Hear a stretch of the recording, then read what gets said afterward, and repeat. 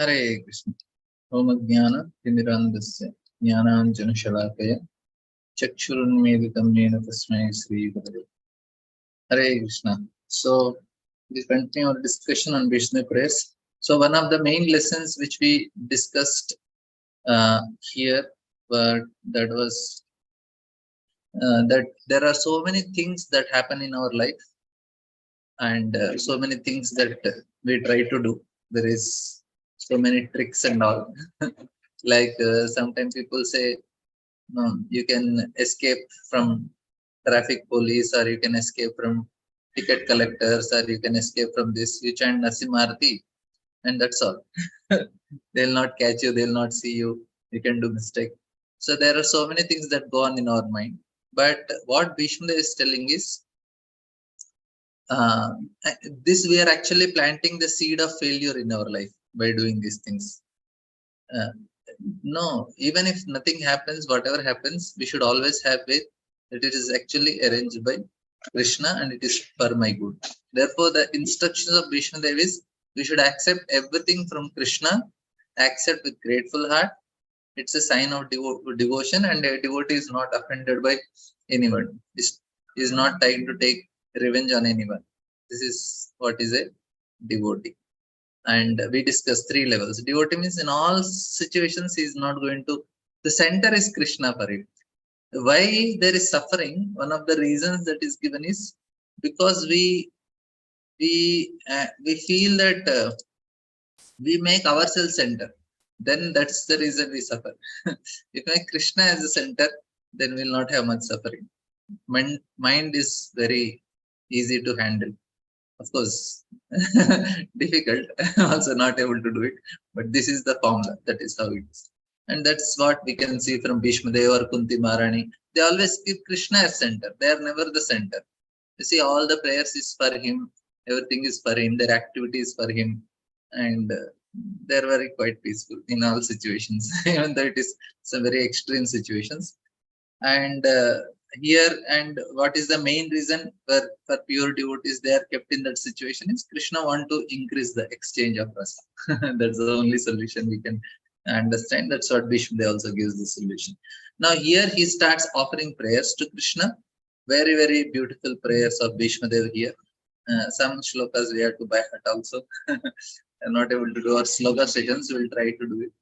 But we will see there are very few, and like Kunti Maharani had one as she is also seeing Lord, her way of looking at the Lord, the absolute truth, and now is this Bhishma Dev's way of looking at the absolute truth, and that is the speciality of Krishna.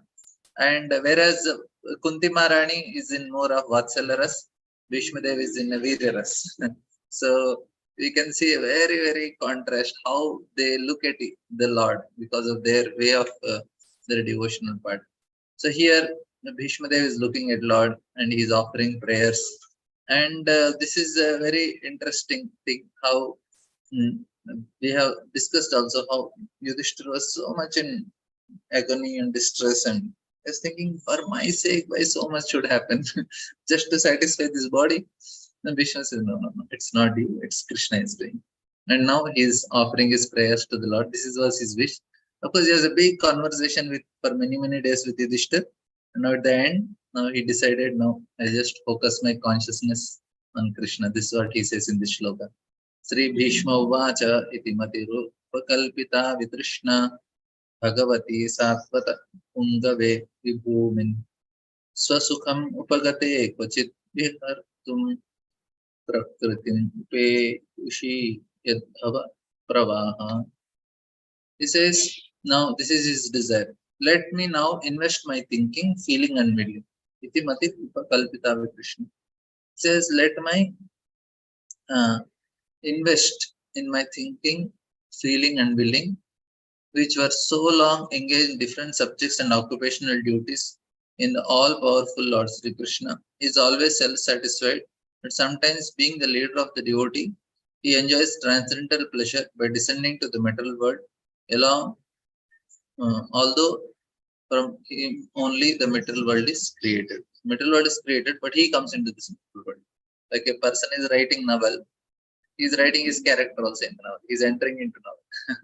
Like that. So here, this is a very a nice, important thing. So we discussed also. Protection means what? Protection is protection from the mind. Our mind is absorbed in matter. We have to bring it to spirit. And what is protection from mind means mind has many desires.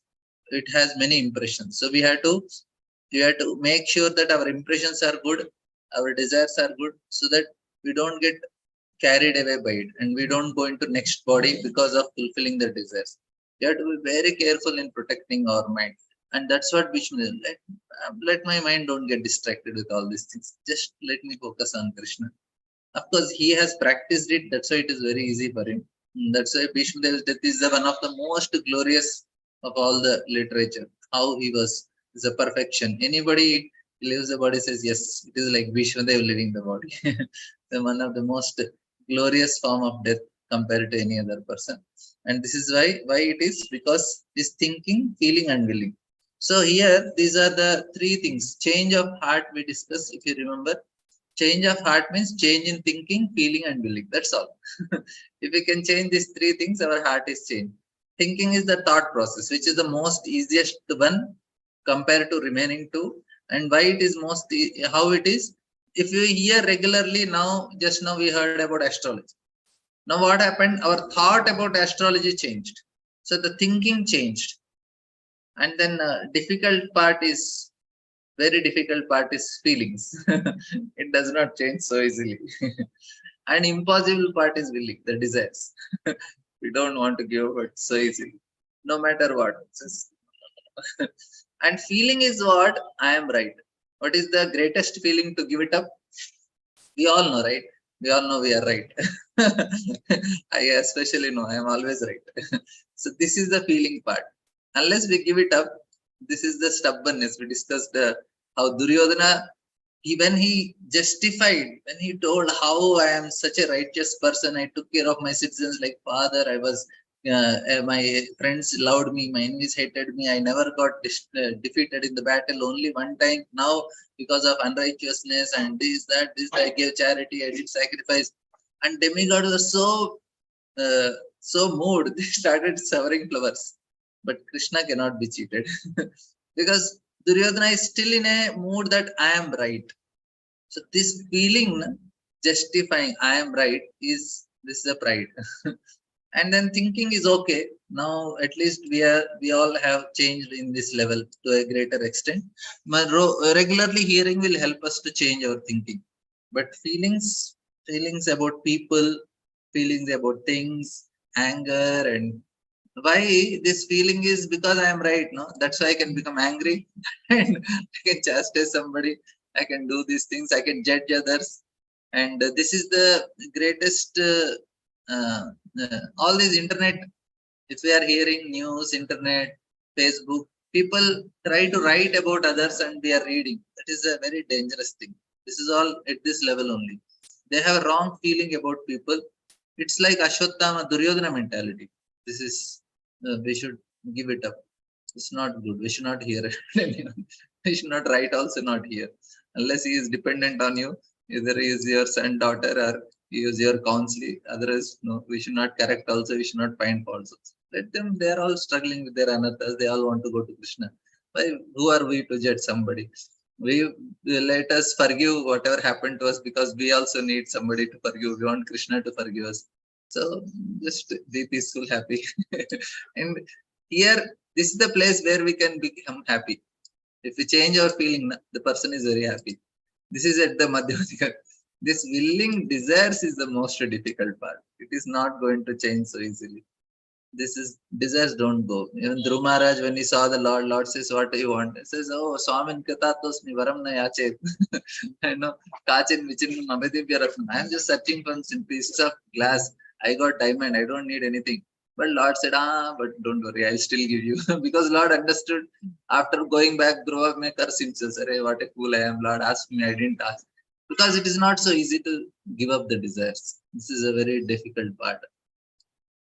So anyway, but Bhishmadev, he is writing, yes, thinking, feeling, willing, everything for you, Lord. Of course, it is possible for him.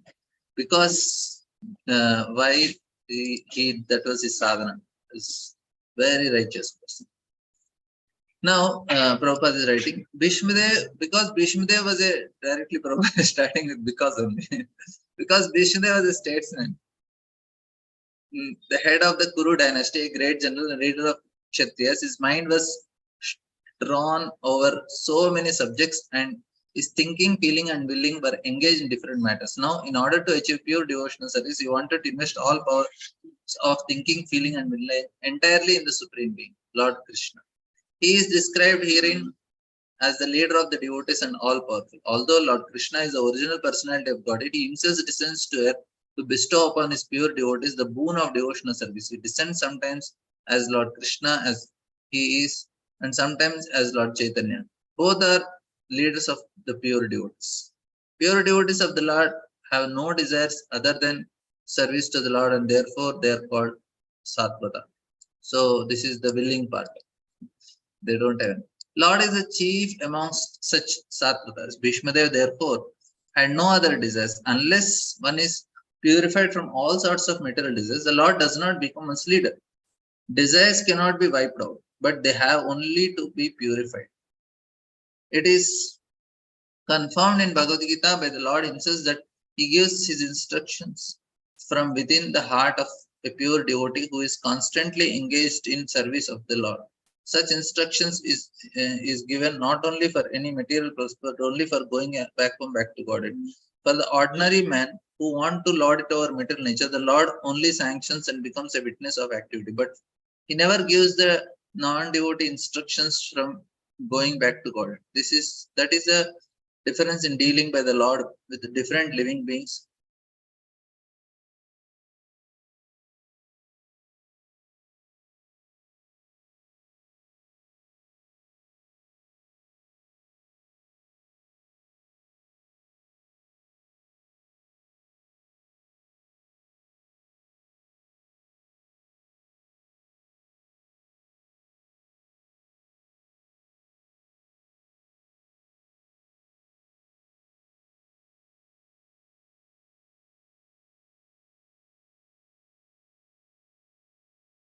Both the devotee and the non-devotee. He is the leader.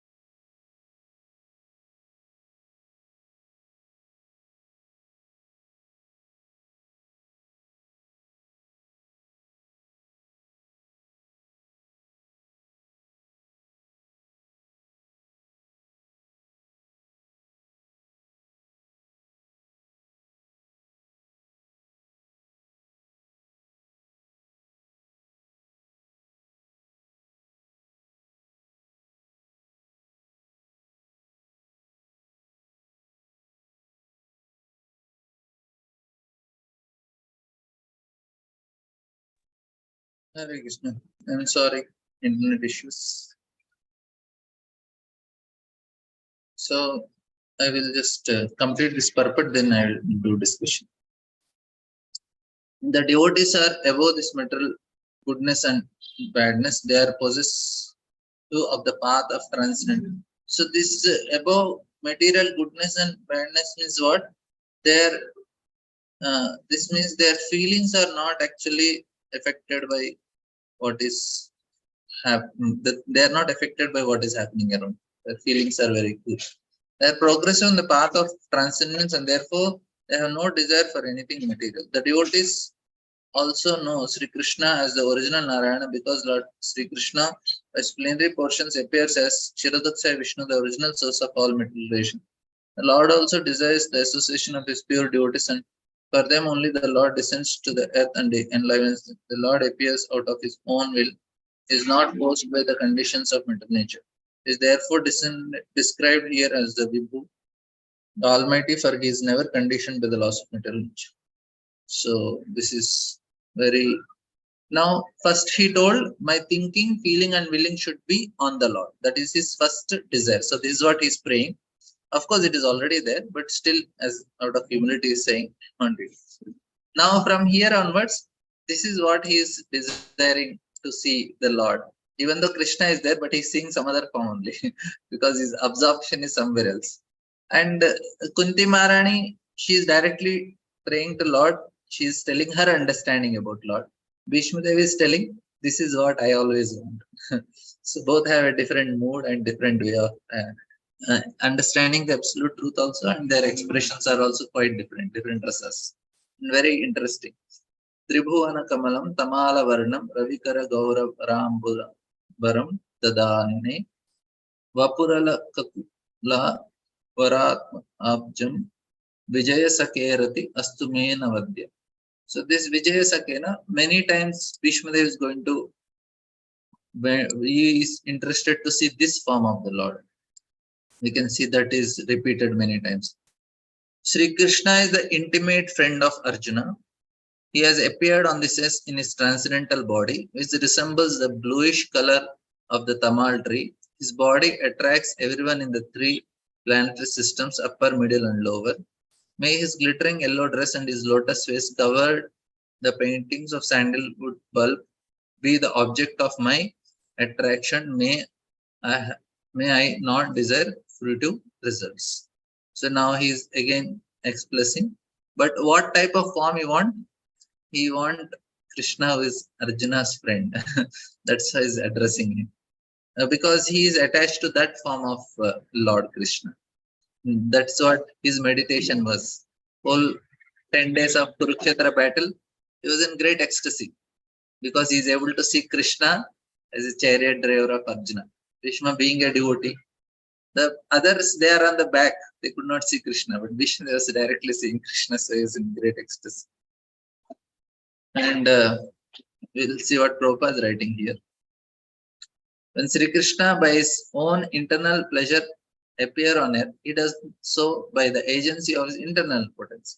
The attractive features of his transcendental body are desired in all the three worlds, namely the upper, middle, and lower planetary systems.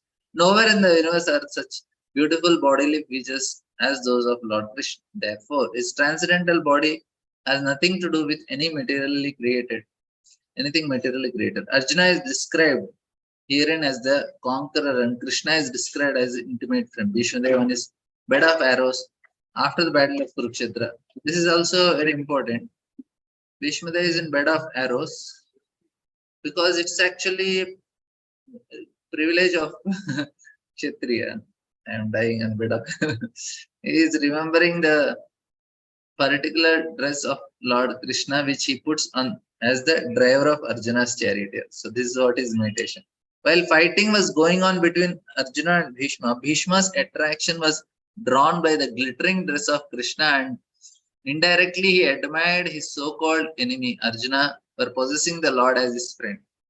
Arjuna was always a conqueror because the Lord was his friend. Bhishmadev takes this opportunity to address Lord as Vijay Sakhe, friend of Arjuna, because the Lord is pleased when he is addressed conjoiningly with his devotees who are related with him in different transcendental humor. While Krishna was the charioteer of Arjuna, Sunrays glittering on the dress of Arjuna and the beautiful hue created by the reflection of such rays was never forgotten by Bhishma Dev. As a great fighter, he was relishing the relation of Krishna in the chivalrous humor.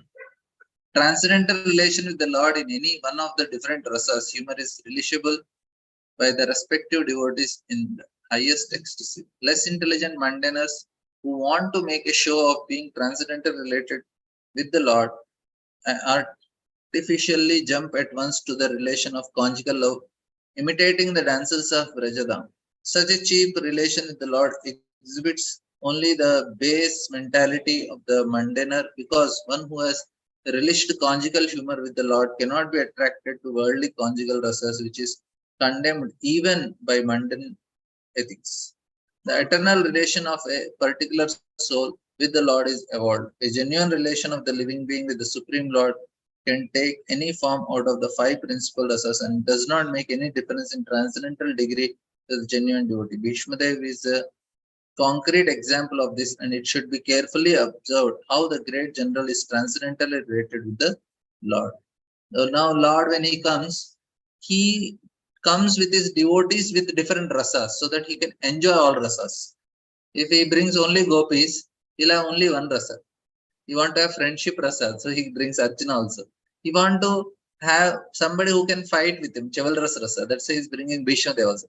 So Lord, when he descends, he wanted to show different rasas, and somebody will be attracted to Bhishma Dev. He says yes, Bhishma Dev. If devotee means Bhishma Dev. So he will meditate on Bhishma Dev, and he want to develop a relation with the Lord in that rasa, so that Lord will be able to experience all the things. And the same thing with other devotees. Somebody is attracted to Sridhama, somebody is attracted to Yashoda, like that. So this is how the relation Lord is showing. These all opportunities are there.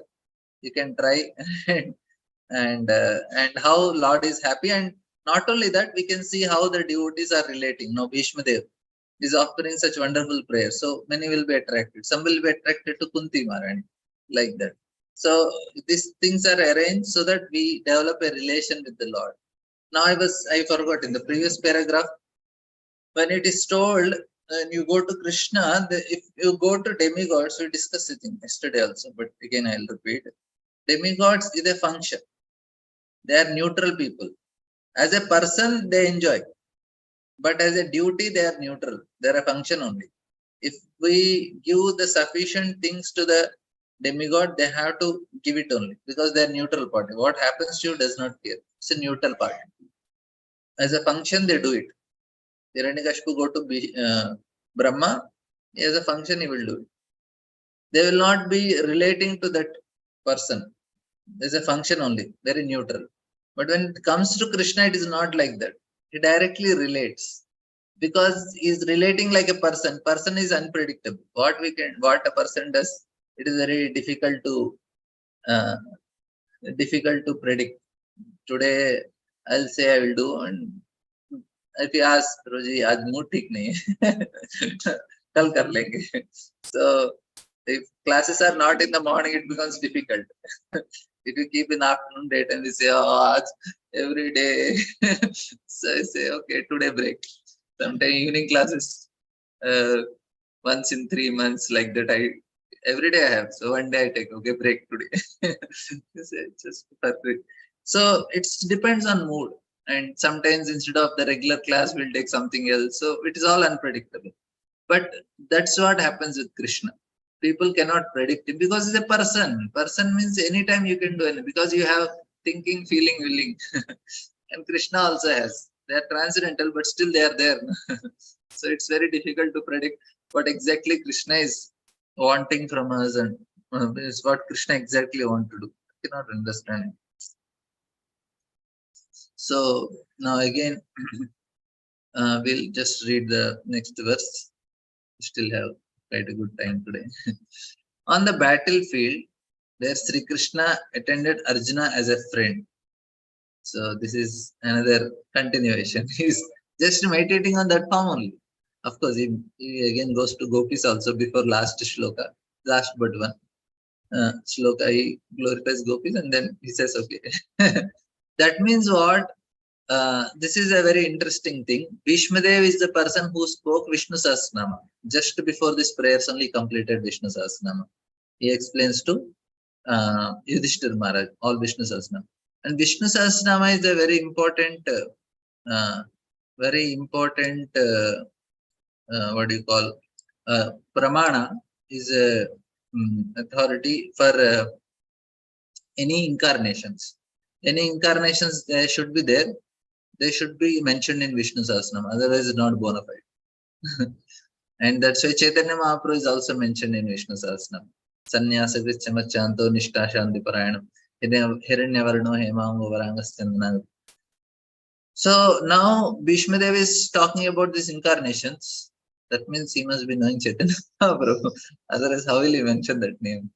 And not only that, he knows the bhava of gopis also. So both the things he knows. He is knowing about Lord Chaitanya. Otherwise, how will he mention it? So this is one thing. And now he's meditating on Krishna, but he has a different rasa. You know, highest rasa is gopis, but he has his own mood and he's happy with that. He says that, okay, on the battlefield, the flowing hair of Lord Krishna turned ashen due to the dust raised by the hoofs of the horses. And because of his labor, because of the sweat, wetted his face. All this decoration intensified by the wounds dealt by my sharp arrows were enjoyed by him. Let my mind thus go in unto Sri Krishna. So he is piercing the Lord and he is enjoying it. And other devotees are very careful that Lord does not get hurt. Yashodamai. And one time Krishna got cut and now Draupadi tears from a saree and ties. They are very careful just not to give any hurt, every comfort.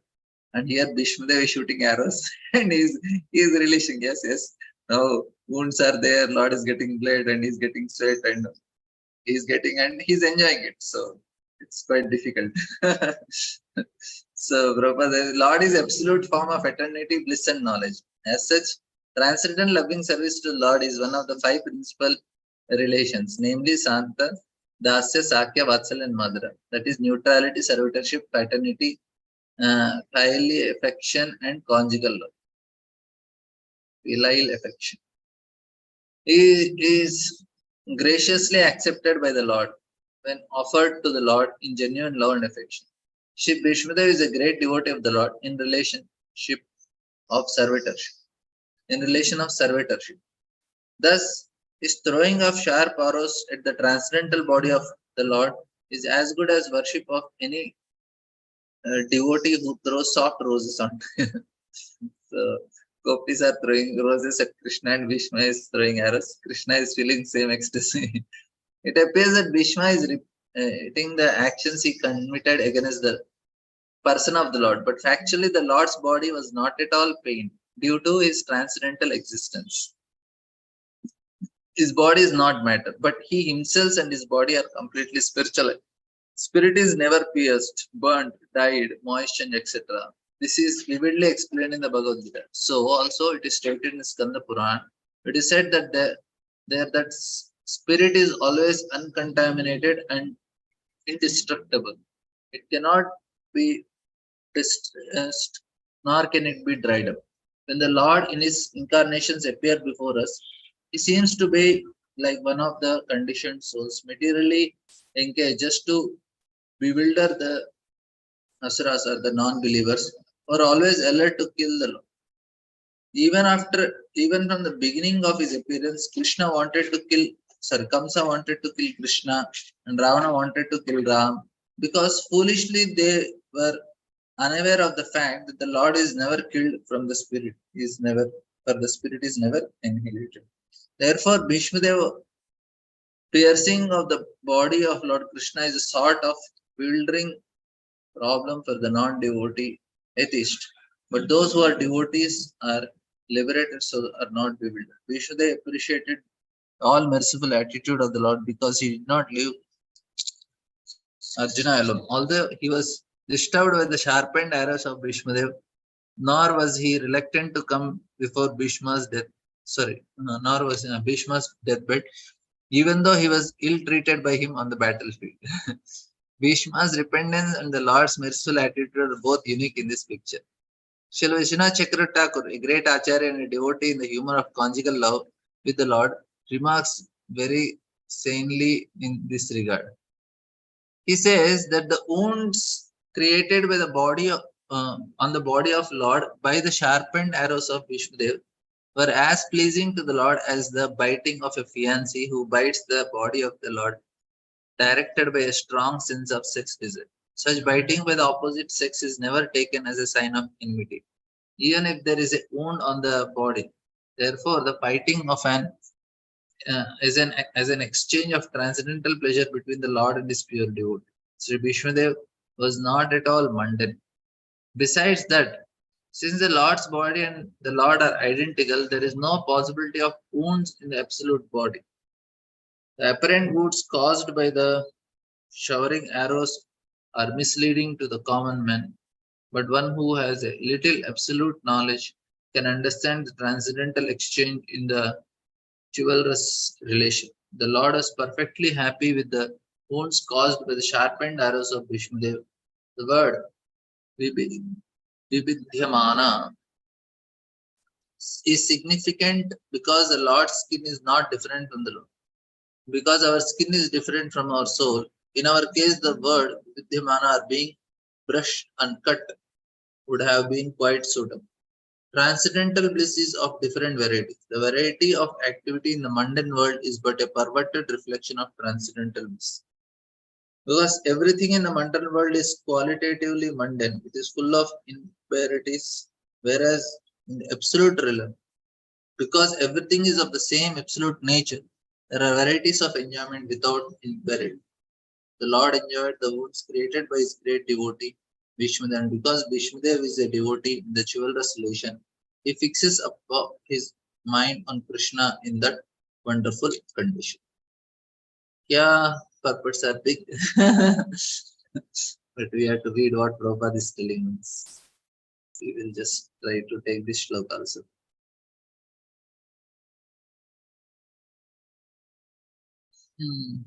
In obedience to the command of his friend Lord Sri Krishna entered the arena of battlefield. So again, same. Vishnudev does not he's, he's having meditation on only that form. Krishna, the chariot. In obedience to the command of his friend, Lord Sri Krishna entered the arena of battlefield of Kurukshetra between the soldiers of Arjuna and Duryodhana, and while there he shortened the lifespan of the opposite parties by his merciful glance. This was done simply by his looking at them. Let my friend be fixed, let my mind be fixed upon that Lord. So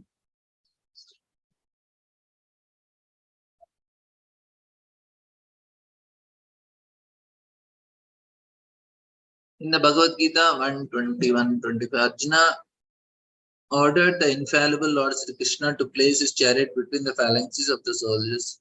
He asked him to stay there until he had finished observing the enemy he had to face in the battle. When the Lord was so asked, he at once did so, just like an order carrier, and the Lord pointed out all the important men on the opposite side, saying, "Here is Bhishma, here is Drona," and so on. The Lord, being the supreme living being, in order supreme being, is never the order supplier or order carrier of anyone, whoever he may be. But out of his causeless mercy and affection for his devotee, sometimes he carries out the order of the devotee like an awaiting servant. By executing the order of a Lord, the Lord becomes pleased as a father is pleased in carrying out the orders of his small child. This is possible only out of his transcendental loving service between the Lord and his devotees, and Bhishmadev was quite aware of this fact. He therefore addressed the Lord as his friend of Arjuna. The Lord diminished the duration of life of opposite party by his merciful glance. It is said that all the fighters who assembled on the battlefield of Kurukshetra attained salvation by personally seeing the Lord at the time of death. Therefore, by his diminishing the duration of life of Arjuna's enemy does not mean that he was partial to the cause of Arjuna. Actually, he was merciful to the opposite party because they would not have attained salvation by dying at home in ordinary course of life. Here was a chance to see the Lord at the time of death thus attain salvation from material life. Therefore, the Lord is all good, and whatever he does is for everyone's good. Apparently, it was for the victory of Arjuna, his intimate friend, but actually, it was for the good of Arjuna's enemies. Such are the transcendental activities of the Lord. Whoever understands this also gets salvation after quitting this material body. The Lord does not wrong in any circumstances because he is absolute, all good at all times. So powerful. This is a very nice understanding. People will object why uh, why Krishna is promoting war, why is encouraging Arjuna for war. But it is actually to help the people who came to the war. They will all be delivered. If Arjuna kills their arrows and they pierces them, they are all free from karma. They are seeing Krishna finish, which they cannot attain for millions of lifetimes. They are attaining in 18 days. What a big deal. No?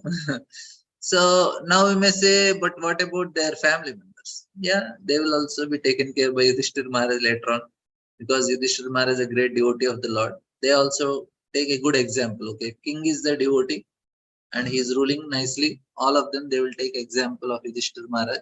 They also practice Krishna consciousness. They also perfect their life. So in that way, Krishna, with the help of Yudhishthir, is delivering all of the people, and who came to the battlefield is delivering with the help of Arjuna. Both of them are getting delivered. So ultimately, Lord is all good. The purpose is served. Purpose is to help living entities remember Krishna and make them go back home, back to God. So what is wrong in it? Yes. Yeah, Krishna is playing in battlefield like we. But Krishna is always playing. Play means Leela. Krishna does his Leela.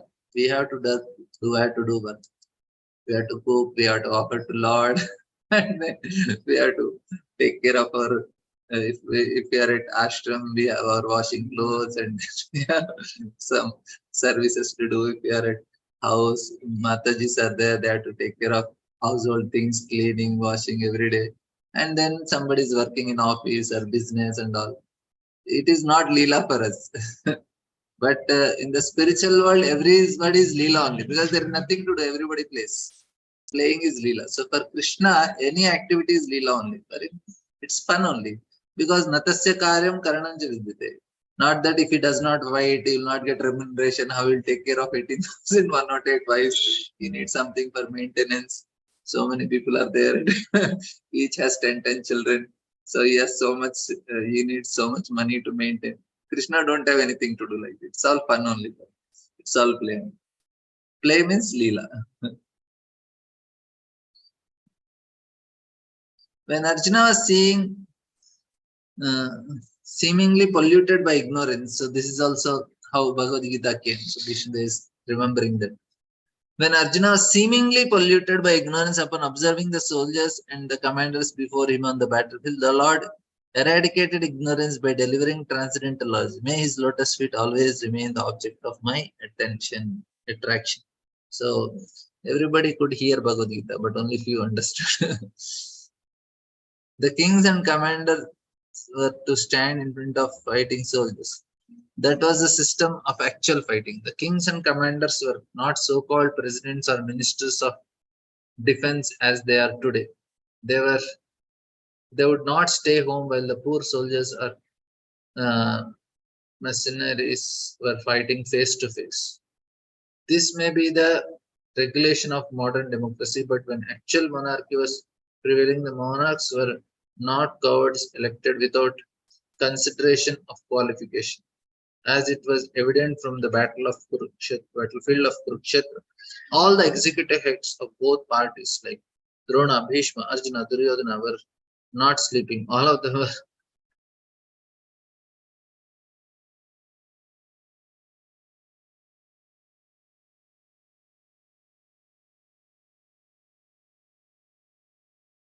in the fighting, which was selected to be, means that the innocent citizens were immune from all effects of fighting between the rival royal parties. Citizens have no business in seeing what was going to happen during such fighting. They were not. They were to pay 1/4 of their income to the rulers, whereas whether he be Arjuna or Duryodhana, all the commanders of the parties of the world of Kurukshetra were standing face to face, and Arjuna saw them with great compassion and lamented that he was to kill his kinsmen on the battlefield for the sake of empire. He was not at all afraid of the giant military phalanx presented by Duryodhana, but as a merciful devotee of the Lord, renunciation of worldly things was natural for him. And thus, he decided not to fight for the worldly positions. But this was due to poor fund of knowledge, and therefore it is said here that his intelligence becomes polluted. His intelligence could not be polluted at any time because he was a devotee and constant companion of the Lord, as it is cleared in the fourth chapter of Bhagavad Gita. Apparently, Lord Arjuna's intelligence became polluted because otherwise there would not have been a chance to deliver the teachings of Bhagavad Gita for the good of all polluted, conditioned souls engaged in material bondage by the conception of false material body. The Bhagavad Gita was delivered to the conditioned souls of the world to deliver them from the wrong conception of identity with the body, with the soul, and to re-establish the soul's eternal relation with the Supreme Lord. Atma Vidya, or transcendental knowledge of himself, was primarily spoken by the Lord for the benefit of all concerned in all parts of the universe.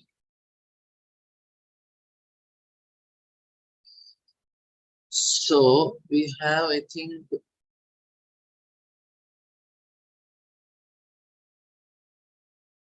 two,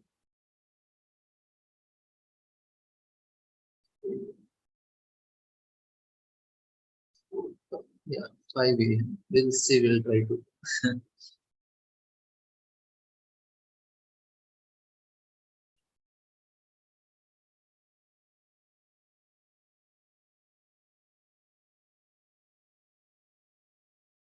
So five more prayers, short only compared to purport service. Maybe one more day we'll take. We will maybe able to complete by this tomorrow, not tomorrow. Maybe Monday we can complete this chapter. This has 49 verses.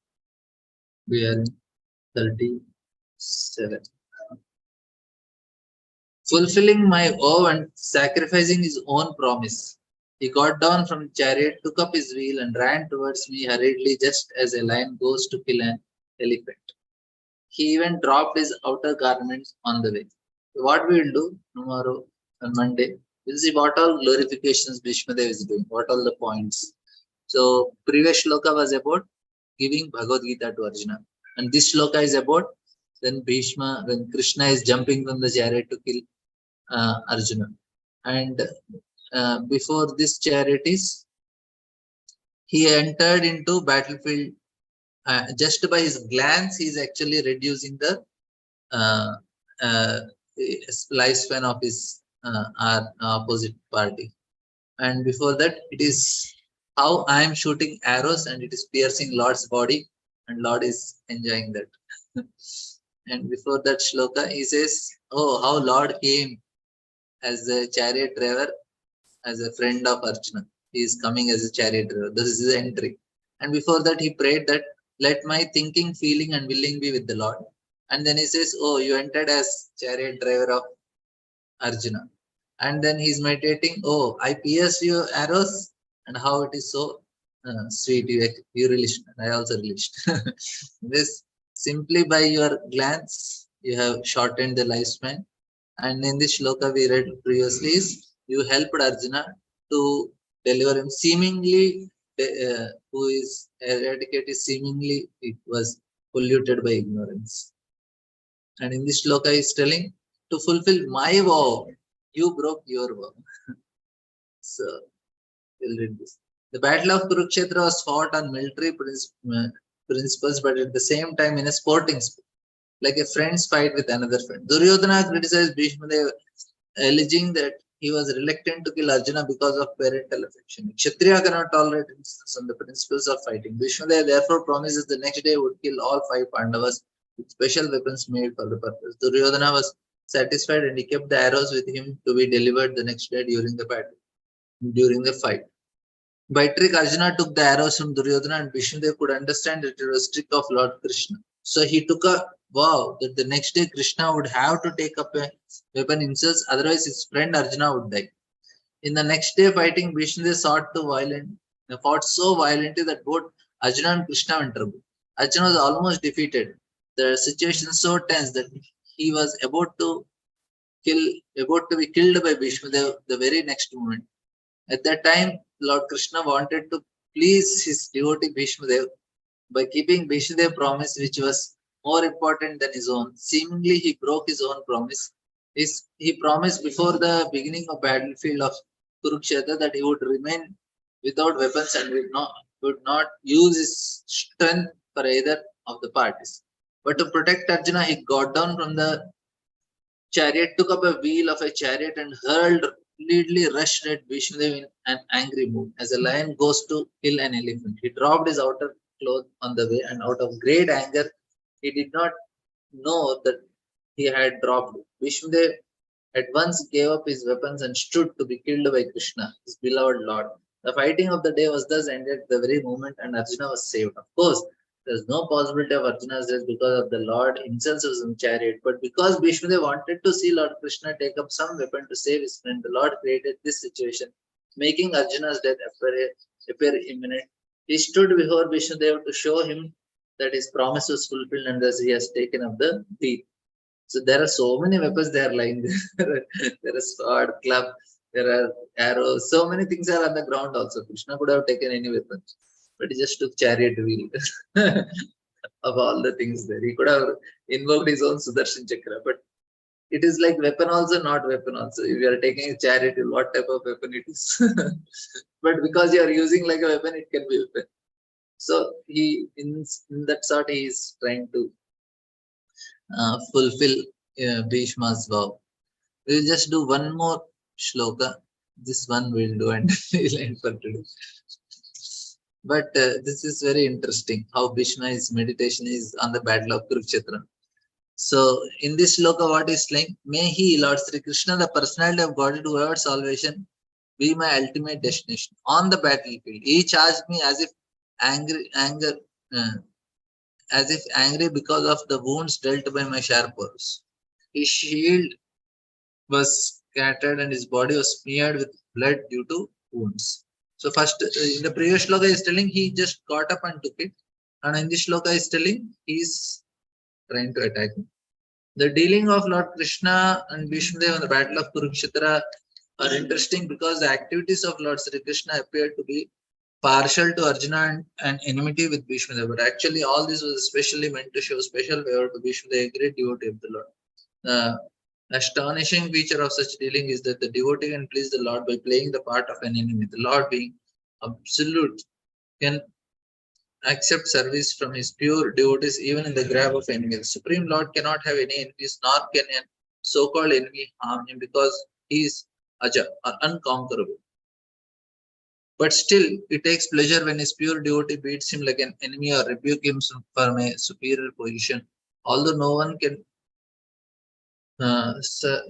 be superior to the Lord, these are some of the transcendental reciprocations dealings of the Lord with the devotee. And those who have no information of pure devotional service cannot penetrate into the mystery of such dealing. Vishnu played the part of a villain warrior, and he properly pierced the body of the Lord, so that to the common eyes it appears that the Lord was wounded. But actually, this was to bewilder the non-devotees. All spiritual body cannot be wounded, and the devotee cannot become the enemy of the. Had it been so, Bhishmadev would not have desired to have that very same Lord as the ultimate destination of his life. Had Bhishmadev been an enemy of the Lord, Lord Krishna could have annihilated him without even moving. There was no need to come before Bhishmadev with blood, but he did so because the warrior devotee wanted to see the transcendental body of the Lord is decorated with wounds created by a pure devotee.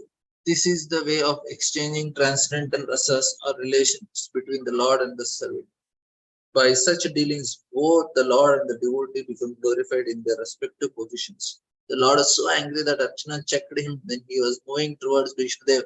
But in spite of Arjuna's checking, he proceeded towards Vishnudev as lover goes to a lover, without caring for hindrances. Apparently, his determination was to kill Vishnudev, but actually it was